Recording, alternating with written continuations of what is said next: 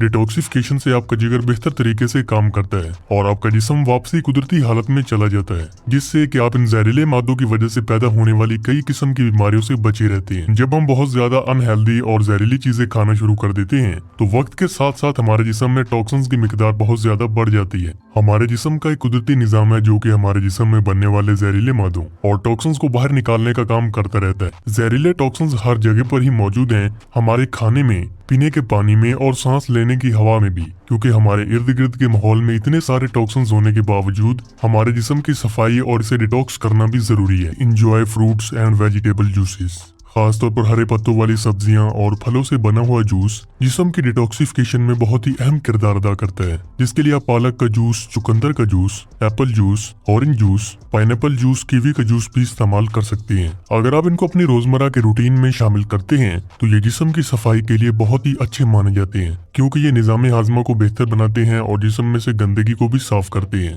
अगर आपको आज का ये वीडियो पसंद आया हो तो इसे लाइक और शेयर करना बिल्कुल भी ना भूलिए।